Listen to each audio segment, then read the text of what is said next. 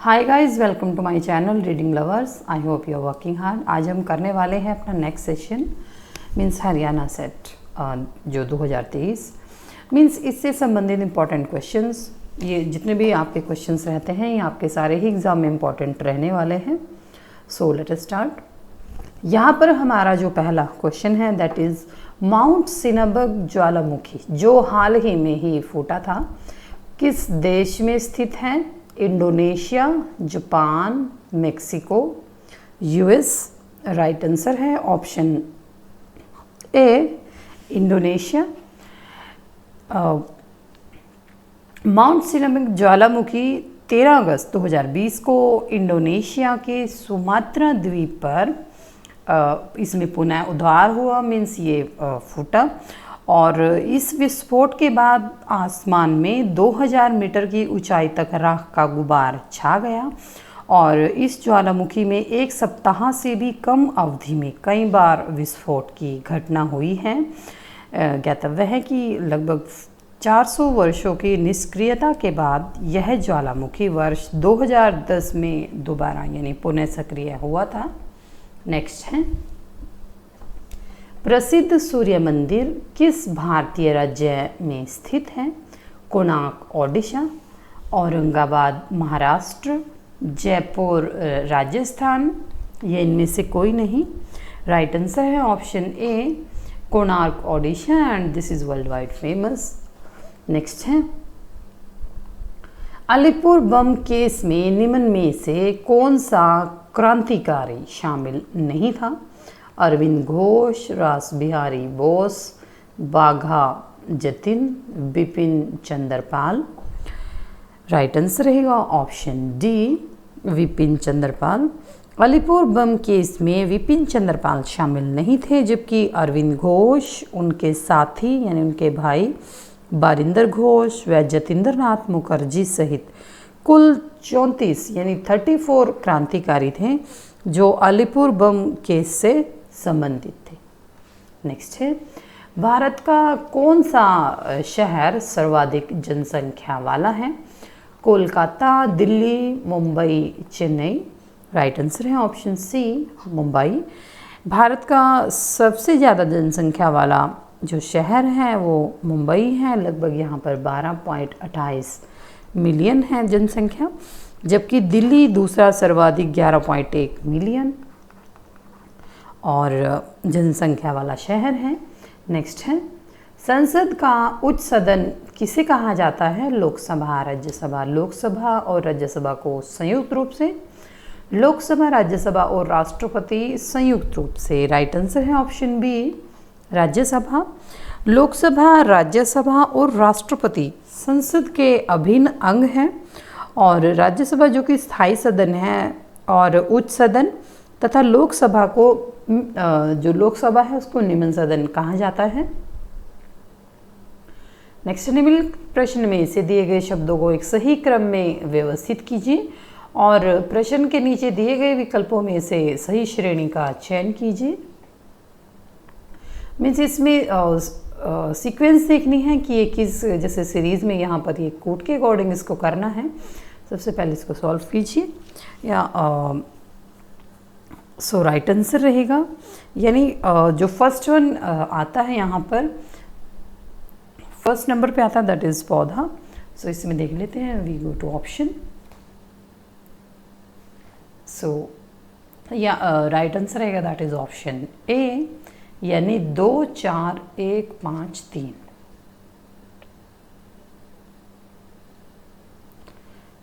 दो 4 1 5 और 3 मीन्स जो राइट आंसर रहेगा दैट इज़ यानी सबसे पहले नंबर पे आएगा इसमें पौधा, देन उसके बाद आएगा कपास, फिर तंतु, फिर कपास और साड़ी। सो यहाँ पर जो फोर्थ ऑप्शन में है जैसे कपास, यहाँ पर कपास ही दिया गया है। जैसे फूल आता है तो उसको ये कंसीडर किया गया है। नेक्स्ट है दिए गए शब्दों को वर्णानुक्रम मीन्स ये क्रोनोलॉजिकल ऑर्डर में इसको अरेंज करना है। प्रथम आने वाले शब्द का चयन कीजिए। मीन्स यहाँ पर जो फर्स्ट वर्ड आएगा दैट इज, सो इसमें यहाँ पर जो फर्स्ट वर्ड आएगा that is in option C. Means जैसे यहाँ पर ये देख लीजिए CON, आप इस तरह से ये वाला जो ऑप्शन रहता है तो इसमें कंपेयर करके करना होता है। जैसे CON तक तो सेम रहेगा, देन C भी तक भी सेम रहेगा, देन E, उसके बाद आता है यहाँ पर I और V। मीन्स इस T से TUV, क्योंकि T पहले नंबर पे आता है। सो इसमें जो राइट आंसर रहेगा ऑप्शन C। लेकिन इसमें देख लेते हैं कि क्रोनोलॉजी के में जो सारे जो वर्ड्स हैं वो कैसे आते हैं। इसमें फर्स्ट पे तो जैसे कंसीट रहेगा, सेकंड पे कंसंट्रेट, थर्ड पे in second one this is conceive, then third is concentrate, and fourth this is diurnal. So we come to other question also. So यहाँ पर जो हमारा जो ये ऑप्शन रहेगा, जैसे यहाँ पर दो ऑप्शंस थे, ये मिसप्रिंट है। ये जैसे लास्टली क्या बनता है, कपड़ा बनता है। मीन्स सो जो ये वर्ड है जैसे कपड़ा है, फिर कपड़े से ही साड़ी बनेगी। सो नेक्स्ट है पूना झांसी से बड़ा है। मीन्स इसमें ग्रेटर देन वाला है ये भी, तो पूना झांसी से बड़ा है। तो इसमें देख लेते हैं कि इक्वेशन क्या क्या बन रही हैं। पूना यानी इसको P से डिनोट कर लेते हैं। पूना बड़ा है झांसी, सो झांसी को हम JH, मीन्स आपको जैसे भी इजी लगता है, चाहे हिंदी के वर्ड्स हैं या इंग्लिश में जैसे भी, तथा सीतापुर। तो इसका मतलब जो पूना है वो झांसी और सीतापुर दोनों से बड़ा है, तो इट मीन्स इन दोनों से ही बड़ा है। This is first equation. Chittor से बड़ा है, और जो यहाँ पर जो सीतापुर दिया गया है, सीतापुर चित्तौड़ से बड़ा है, तो इट मीन्स ये पूना झांसी से बड़ा है तथा सीतापुर चित्तौड़ से बड़ा है।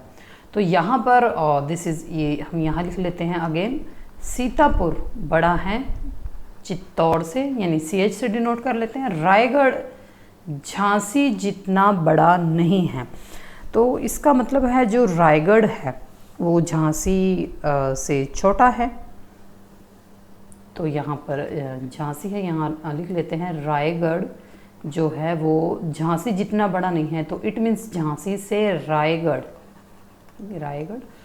छोटा है, परंतु सीतापुर से, यानी ये सीतापुर है, ये जो रायगढ़ है ये बड़ा है सीतापुर से।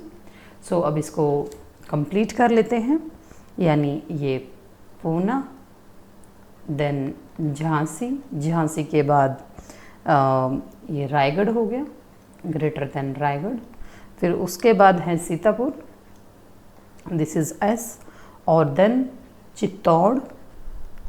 तो अब इसमें पूछा गया है कि सबसे छोटा कौन है, सबसे छोटा कौन है, चित्तौड़। सो राइट आंसर है ऑप्शन D। नेक्स्ट है सही विकल्प का चयन कीजिए, जिसे लालित्य, चारुता और गंवारपन, मनोहर, बेढंगा या भद्दा, सुहावना, कटुता, गंदा। सो राइट आंसर रहेगा ऑप्शन A।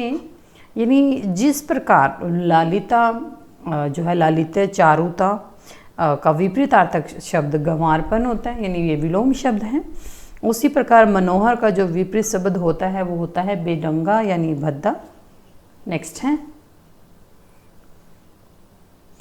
दी गई श्रृंखला में गलत पद का चयन कीजिए। सो जब भी जैसे इस तरह का प्रश्न आता है, आपको गलत पद चयन करना होता है, तो आप ऑप्शंस देख लीजिए कि कौन कौन से, जैसे 72, 110, 90 एंड 150। सो यहाँ लिख लेते हैं, दिस इज 50, 72, 90, 110, 132 और 150। सो इसमें देख लेते हैं सबसे पहले, जैसे 7 8 जा 56, देन 8 9 जा 72। देन ये सीरीज इक्वली इम्पॉर्टेंट रहेगी। देन 9, ये जो दूसरा वर्ड है, यानी जैसे 9 10 जा 90। देन 10 11 जा 110 यानी 110। उसके बाद 11 12 जा 132 एंड देन 12 को 13 से मल्टीप्लाई करेंगे, so this is 56। So right answer रहेगा ऑप्शन डी, यानी 150 की जगह 156 आएगा। नेक्स्ट है, एक दुकानदार खरीद और बिक्री करते समय गलत वजन का, यानी जो वेट वो यूज़ करता है, 10% तक की धोखाधड़ी वजन तोलने में करता है, उसका कुल लाभ क्या है। जब भी इस तरह का प्रश्न आता है, जैसे जो दुकानदार मतलब सामने ही तोलता है लेकिन उसका पता नहीं लगता है और उसमें कम से कम वो 10% तक की धोखाधड़ी कर लेता है, सो इसमें क्या है कि हम मान लेते हैं कि जो वस्तु का जो वास्तविक मूल्य होता है वो 100 ग्राम मान लेते हैं, यानी 100 ग्राम रहेगा। फिर उसके बाद जब अब दुकानदार अगर अपने आप खरीद रहा है तो वो किसका दाम देगा, वो देगा जैसे 1000 ग्राम यानी 1000 मल्टीप्लाई बाय 90/100, यानी वो पैसे देगा 900 ग्राम के, ठीक है। लेकिन जब वो वस्तु को बेचेगा, ये तो उसकी खुद की अपनी खरीद होगी, लेकिन जब वो अपने ग्राहक को बेचेगा तो तब वो क्या करेगा, 1000 मल्टीप्लाई बाय, क्योंकि 10% का धोखा कर रहा है ना वो, तो उसको 10% रखेगा, वो अपने आप तो खरीदारी कर रहा है वो 90 में, लेकिन बेच रहा है 10% फालतू। सो अपॉन 100 मीन्स अपने ग्राहक को वो 1100 ग्राम का वजन से बेच रहा है, मीन्स तो उसका लाभ क्या हो जाएगा, लाभ हो जाएगा, ये हो जाएगा यानी 1100 माइनस, यानी जो उसका जो रियल वेट है यानी 900 अपॉन 900 मल्टीप्लाई बाय 100, ठीक है। सो इसको सॉल्व कर लीजिए, ये हो जाएगा 200 upon 900 multiply by 100, so this is 22%, means 22% के लगभग। सो राइट आंसर रहेगा ऑप्शन सी।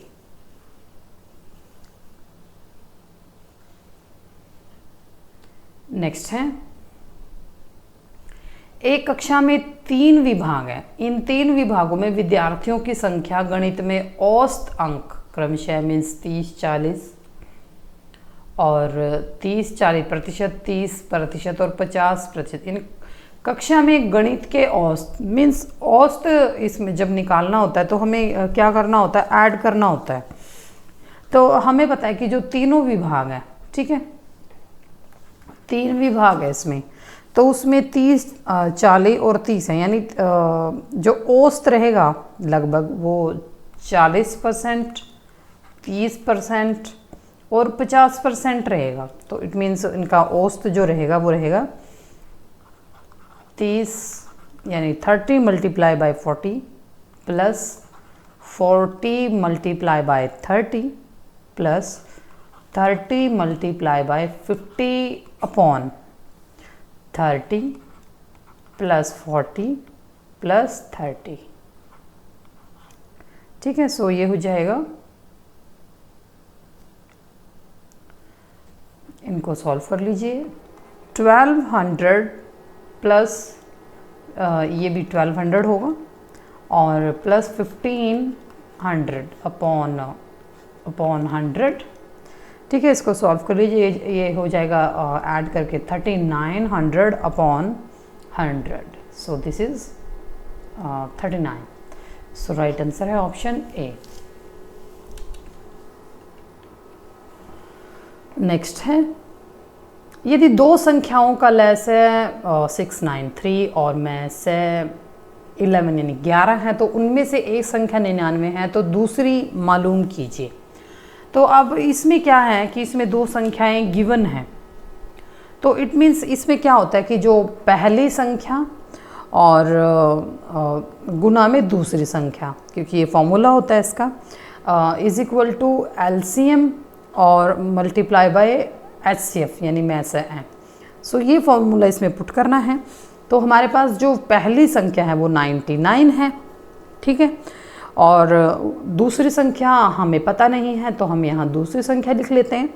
सो एलसीएम हमें दे रखा है 693 और एचसीएफ 11। सो ये हो जाएगी यानी 693 मल्टीप्लाई बाय 11 अपॉन 99। तो इसको सॉल्व कर लीजिए, ठीक है। सो इसको इससे सॉल्व करेंगे, ये 7 पे जाएगा। So this is 77। तो जो सेकंड जो संख्या आएगी दैट इज़ 77। नेक्स्ट है अब 0.04 की जो पावर रहेगी वो -15 इज इक्वल टू एक्स। तो इसको जो x है वो क्या इसकी वैल्यू आएगी। तो इस क्वेश्चन में क्या करना है, सबसे पहले तो जो इसमें जो इसका जो ये पॉइंट दे रखा है, ठीक है, दशमलव, तो इसको ओपन कीजिए आप। सो इसमें ये हो जाएगा यानी 4 अपॉन 100, ठीक है, इसका जो वैल्यू ओपन की है।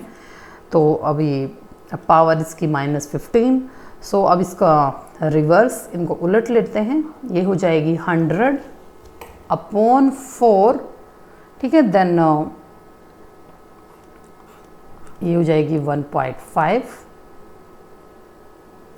देन जो 100 है वो किसका स्क्वायर होता है, 10 का, और 4 का 2, ठीक है, तो इनका होल स्क्वायर हो जाएगा 10 होल स्क्वायर, और we put into long bracket because, so ये इसकी वैल्यू हो जाएगी 3/2, ठीक है। देन उसके बाद इसके बाद क्या करना है, इसमें ये हो जाएगा 2 से 2 कैंसल, ठीक है। तो ये हो जाएगा 10/2 इसकी पावर 3, क्योंकि 3 हमारे पास पावर है। सो ये हो जाएगा 10 की पावर 3। सो अब इसको कट कर लीजिए, यानी 5 की पावर 3, यानी 5 की जो पावर 3 रहेगा दिस इज़ 125।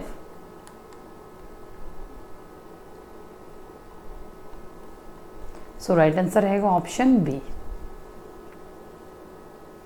नेक्स्ट है, पाइप ए टंकी को 5 घंटे में और भर सकता है, पाइप बी उसे 10 घंटे में और सी उसे 30 घंटे में।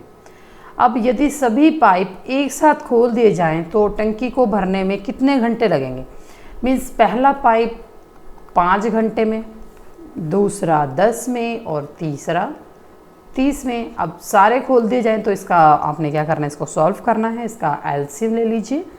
सो ये हो जाएगा 6 + 3 + 1, ठीक है, ये हो जाएगा 10/30, यानी ये कितने घंटे में भरेगा, 3 घंटे में। सो राइट आंसर रहेगा ऑप्शन डी। नेक्स्ट है, गैस वाले गुब्बारे में भरी होती है, means oxygen, nitrogen, helium, organ. Right answer है ऑप्शन सी, हीलियम। यानी गैस वाले गुब्बारे में जो गैस भरी जाती है वो हीलियम होती है। कभी कभी हाइड्रोजन गैस का भी उपयोग किया जाता है। हीलियम एक निष्क्रिय या नोबल गैस है। यह रंगहीन, स्वादहीन और गंधहीन होती है और इसका परमाणु क्रमांक जो है वो 2 होता है। निम्नलिखित में से कौन विद्युत चुंबकीय तरंगों के उदाहरण हैं। एक्स किरणें, प्राश्रव्य किरणें, किरणें या फिर गामा किरणें। सो केवल 1, 2 यानी यहाँ पर आपको सिलेक्ट करना है। सो राइट आंसर रहेगा दैट इज ऑप्शन बी, यानी केवल 3 यानी किरणें।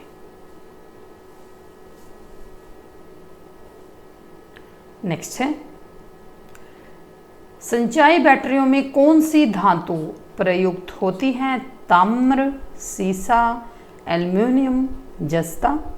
राइट आंसर है ऑप्शन बी, सीसा। यानी जो सिंचाई जो बैटरी होती है उनमें सीसा यानी लेड धातु का यूज़ किया जाता है। निकट दृष्टि वाले दृष्टि दोष वाले लोगों द्वारा किस लेंस का प्रयोग किया जाता है? अवतल, उत्तल, समतल, फोटोक्रोमेटिक। राइट आंसर है ऑप्शन ए, अवतल लेंस। नेक्स्ट है रक्तचाप में उच्चतम बिंदु अथवा रक्तचाप का उच्च पाठ्यांक कहलाता है? Systolic, diastolic, hypotension, hypertension. Right answer है ऑप्शन डी, हाइपरटेंशन। यानी रक्तचाप में उच्चतम बिंदु और रक्तचाप का उच्च पाठ्यांक जो है वो हाइपरटेंशन कहलाता है। नेक्स्ट है सत्यार्थ प्रकाश के लेखक कौन हैं? स्वामी दयानंद, शारदानंद, रामदेव, बलदेव। राइट आंसर है ऑप्शन ए, स्वामी दयानंद। सत्यार्थ प्रकाश के लेखक स्वामी दयानंद थे। वे आधुनिक भारत के महान चिंतक, महान सुधारक और देशभक्त थे। नेक्स्ट है श्री दीनानाथ बत्रा का किस क्षेत्र में सर्वाधिक योगदान है? कृषि, राजनीति, रोजगार, शिक्षा। राइट आंसर है ऑप्शन डी, शिक्षा, एजुकेशन में दीनानाथ बत्रा का शिक्षा में विशेष योगदान रहा है। ये शिक्षा बचाओ आंदोलन समिति के संस्थापक और राष्ट्रीय संयोजक है। नेक्स्ट है बंदा बहादुर ने किस गुरु के कहने पर संन्यास छोड़कर युद्ध किए थे? गुरु तेग बहादुर, गुरु गोविंद सिंह, गुरु अर्जुन देव, गुरु नानक देव। राइट आंसर है ऑप्शन बी, गुरु गोविंद सिंह। बंदा बहादुर ने सिखों के अंतिम गुरु गोविंद सिंह जी के कहने पर संन्यास छोड़कर युद्ध किया था और स्वयं गुरु गोविंद सिंह भी युद्ध कला में प्रवीण थे। नेक्स्ट है निम्नलिखित में से कौन सी नदी शिवालिक पर्वत श्रृंखला से नहीं निकलती है? यमुना, सरस्वती, मारकंडा, घग्गर। राइट आंसर है ऑप्शन ए, यमुना नदी। यमुना नदी हिमाचल गढ़वाल हिमालय की बंदरपुर चोटी पर यमुनोत्री नामक हिमनद से 6330 यानी 6330 मीटर की ऊंचाई से निकलती है। नेक्स्ट है अलाउद्दीन खिलजी के सेनाध्यक्ष का नाम बताइए जिसने तमिल साम्राज्य पर आक्रमण किया और अपार धन दौलत के साथ लौटा। बलबन, नसीरुद्दीन, मलिक काफूर, जलालुद्दीन। राइट आंसर है ऑप्शन सी, मलिक काफूर। मलिक काफूर को अलाउद्दीन खिलजी का बायां हाथ भी कहा जाता था।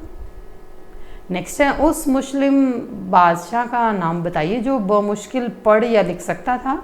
उसके दरबार में महान कवि अमीर खुसरो रहे थे। ऑप्शंस रहेंगे अलाउद्दीन खिलजी, मोहम्मद तुगलक, फिरोज शाह, शेर शाह। राइट आंसर है ऑप्शन ए, अलाउद्दीन खिलजी। कौन सा भारतीय राज्य कर्क रेखा द्वारा द्विभाजित मीन्स दो भागों में नहीं बटा है? ओडिशा, गुजरात, राजस्थान, पश्चिम बंगाल। राइट आंसर है ऑप्शन ए, उड़ीसा। कर्क रेखा लगभग भारत के मध्य में से होकर गुजरती है और यह 8 राज्यों राजस्थान मीन्स अगर आप ईस्ट से वेस्ट तक देखें सो इधर राजस्थान से शुरू होकर सॉरी दिस इज़ वेस्ट, इधर ईस्ट रहेगा। सो वेस्ट से शुरू होकर मीन्स राजस्थान, देन गुजरात, मध्य प्रदेश, छत्तीसगढ़, झारखंड, पश्चिम बंगाल, त्रिपुरा और मिजोरम से होकर गुजरती है। नेक्स्ट है किस नदी का उद्गम अरावली पर्वत श्रेणी से हुआ है? वह कच्छ के रण से होकर अरब सागर में प्रवेश करती है। कालिंदी, अमरावती, लूनी, व्यास। राइट आंसर है ऑप्शन सी, लूनी नदी। लूनी नदी अजमेर जिले में अरावली पर्वत पर नाग पहाड़ी से निकलती है तथा यह कच्छ के रण से होकर अरब सागर में गिरती है। इसकी लंबाई 320 किलोमीटर है। मीन्स ये जो नदी है वो अरब सागर में प्रवेश करती हुई प्रतीत होती है, लेकिन ये भारत की इकलौती ऐसी नदी है जो कभी भी सागर में जाकर मिलती ही नहीं। यह उससे पहले ही जो कच्छ का ये रन है उसी में ही गायब हो जाती हैं और यह समुद्र तक पहुंच ही नहीं पाती। नेक्स्ट है, किस अनुच्छेद में जम्मू और कश्मीर को विशेष दर्जा दिया गया था? 367, 369, 370 और 71। राइट आंसर रहेगा दैट इज ऑप्शन सी 370 में। यानी भारतीय संविधान के अनुच्छेद 370 में जम्मू और कश्मीर को विशेष दर्जा दिया गया था। इसके अंतर्गत संघ सरकार के साथ साथ जम्मू कश्मीर का अपना पृथक यानी अलग संविधान था। नेक्स्ट, निम्न में से कौन सा अब एक मौलिक अधिकार नहीं रहा है? शोषण के विरुद्ध अधिकार, स्वतंत्रता का अधिकार, संपत्ति का अधिकार, सांस्कृतिक और शैक्षणिक अधिकार। राइट आंसर है ऑप्शन सी संपत्ति का अधिकार। यानी संपत्ति का अधिकार अब मौलिक अधिकार के अंतर्गत नहीं रह गया है। इसे 44वें, क्योंकि ये संशोधन काफ़ी इम्पॉर्टेंट है संविधान का, इस संशोधन यानी 1978 के अंतर्गत इसे मूल अधिकारों की सूची से निकाल दिया गया है। इसे केवल विधिक अधिकार बनाया गया है। नेक्स्ट है, वर्ष 1969 में कितने बैंकों का राष्ट्रीयकरण किया गया था? 9, 14, 17 या 20। राइट आंसर है ऑप्शन बी, यानी एक साथ जो नेशनलाइजेशन किया गया था वो 14 बैंकों का किया गया था। निम्न में से किन उत्पादों पर उत्पाद शुल्क वसूल किया जाता है? सामान का आयात, सामान का निर्यात, सामान का उत्पादन या बिक्री पर? राइट आंसर है ऑप्शन सी सामान का जो उत्पादन होता है, प्रोडक्शन होता है। यानी सामान के उत्पादन पर उत्पादन शुल्क लगाया जाता है। यह केंद्रीय सरकार का कर है और जो वस्तु निर्मित करने वाले निर्माता से वसूला जाता है। नेक्स्ट है, कर्नाटक संगीत के साथ निम्न किसका नाम संबंधित नहीं है?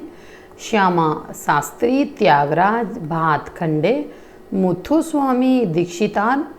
राइट आंसर है ऑप्शन सी भातखंडे। भातखंडे कर्नाटक संगीत से संबंधित नहीं हैं। वे आधुनिक भारत में शास्त्रीय संगीत के पुनर्जागरण के अग्रदूत हैं। ये मेवाती घराने से संबंधित हैं। इनका जन्म 10 अगस्त 1860 में हुआ था। नेक्स्ट है, राष्ट्रगान की रचना किसने की? रविंद्रनाथ टैगोर, मोहम्मद इकबाल, बंकिम चंद्र चटर्जी, श्री अरविंद। राइट आंसर है ऑप्शन ए रविंद्रनाथ टैगोर ने। राष्ट्रगान की रचना रविंद्रनाथ टैगोर ने की थी। ये विश्वविख्यात कवि, साहित्यकार, दार्शनिक और भारतीय साहित्य के नोबेल पुरस्कार विजेता हैं। वह पहली भारतीय महिला जिसने ज्ञानपीठ अवार्ड हासिल किया। अमृता प्रीतम, महादेवी वर्मा, महाश्वेता देवी, आशा पूर्णा देवी। राइट आंसर है ऑप्शन डी आशा पूर्णा देवी। बंगाली उपन्यासकार आशा पूर्णा देवी पहली भारतीय महिला हैं जिन्हें ज्ञानपीठ अवार्ड से सम्मानित किया गया है। भारत में चुनाव के लिए इलेक्ट्रॉनिक वोटिंग मशीन का प्रयोग कब आरंभ किया गया था? 1999, 1996, 1990 या 1982 में?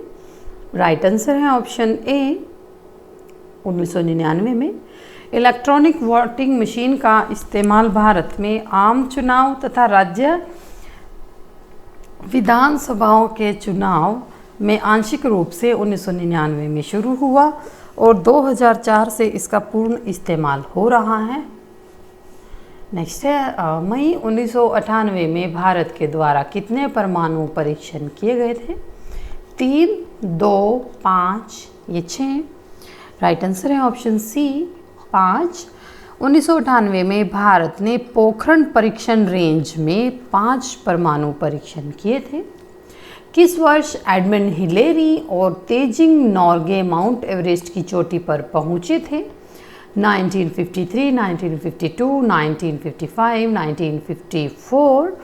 राइट आंसर है ऑप्शन ए 1953 में, यानी 29 मई 1953 को एडमंड हिलेरी और तेजिंग नॉर्गे माउंट एवरेस्ट की चोटी पर पहुंचे थे।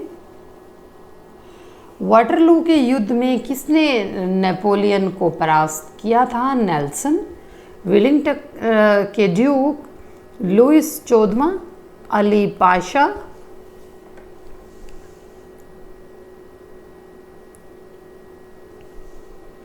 राइट आंसर है ऑप्शन बी, वेलिंगटन के ड्यूक।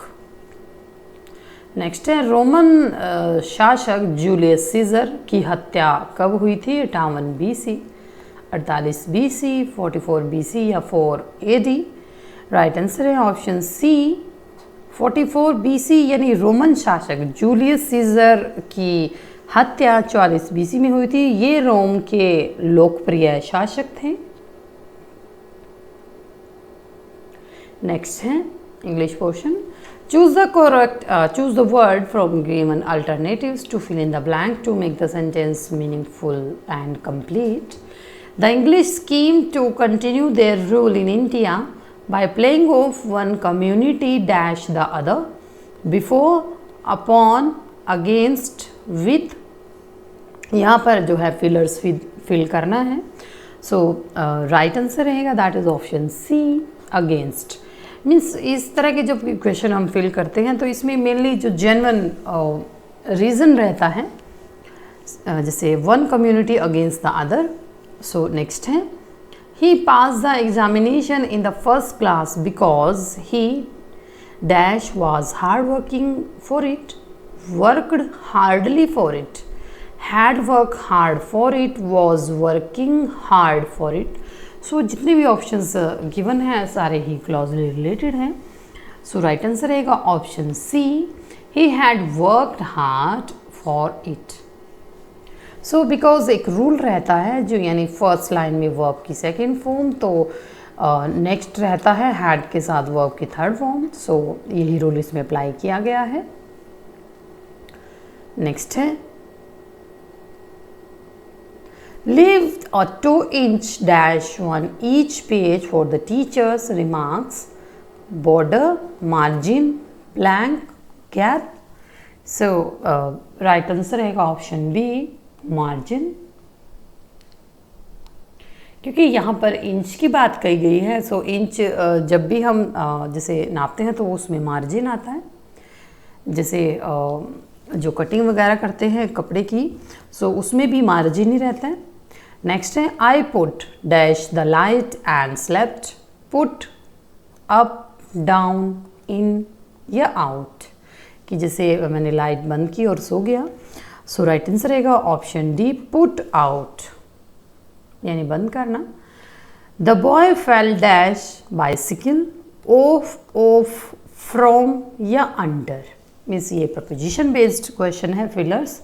सो राइट आंसर रहेगा यहाँ पर option B, fell off means गिर जाना, किसी जैसे जो लड़का है वो साइकिल से गिर गया।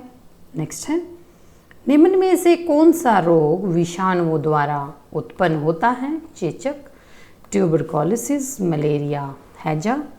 राइट आंसर रहेगा ऑप्शन ए, चेचक। चेचक एक जैसे जो विषाणु है जिसको वायरस कहा जाता है, वायरस जनित रोग है। यह वेरियोला विषाणु द्वारा फैलता है। इस रोग के संपूर्ण शरीर प्रभावित होता है, जबकि हैजा, ट्यूबरकुलोसिस बैक्टीरिया द्वारा होने वाले रोग हैं। नेक्स्ट, निम्न में से कौन सा विटामिन ए का समृद्धतम में सबसे अच्छा स्रोत है? संतरा, सेब, अंडे या इनमें से कोई नहीं। राइट आंसर रहेगा ऑप्शन सी, अंडे। विटामिन का आविष्कार फंक ने सन 1911, मीन्स ये कई बार पूछ लिया जाता है कि विटामिन का आविष्कार किसने किया था। सो फंक ने किया था। यह एक प्रकार का कार्बनिक यौगिक है, इसमें कोई कैलोरी नहीं होती है, परंतु ये शरीर में जो उपापचय मीन्स जो मेटाबॉलिज्म जिसको हम कहते हैं, रासायनिक प्रतिक्रियाओं के नियम के लिए अति आवश्यक है। विटामिन ए का रासायनिक नाम रेटिनॉल है। विटामिन ए के प्रमुख जो वनस्पतिक जो स्रोत हैं, जैसे आम, जैसे पके हुए जैसे फल होते हैं, आम, पपीता, गाजर, ब्रोकली आदि, और जैविक रूप से जिसको माना जाता है दूध, अंडा, मछली या मक्खन में पाया जाता है। सो यहाँ पर जो सही ऑप्शन रहेगा that is option C. Next है, निम्न में से किसका उपयोग दर्पण में रजतीकरण के लिए होता है? Silver nitrate, zinc nitrate, silver oxide, pinch blend. Right answer है ऑप्शन सी, सिल्वर ऑक्साइड। जो शीशा है उसको पारदर्शी बनाने अथवा स्पष्ट प्रतिबिंब को देखने के लिए जो दर्पण का एक भाग है वो रजतीकरण किया जाता है। दर्पण में रजतीकरण के लिए सिल्वर ऑक्साइड का उपयोग किया जाता है। कई बार हम देखते हैं जो मिरर होता है उसमें एक साइड में जो अपना प्रतिबिंब दिखता है और दूसरी साइड जो है वो बिल्कुल सिल्वर होता है। सो नेक्स्ट है,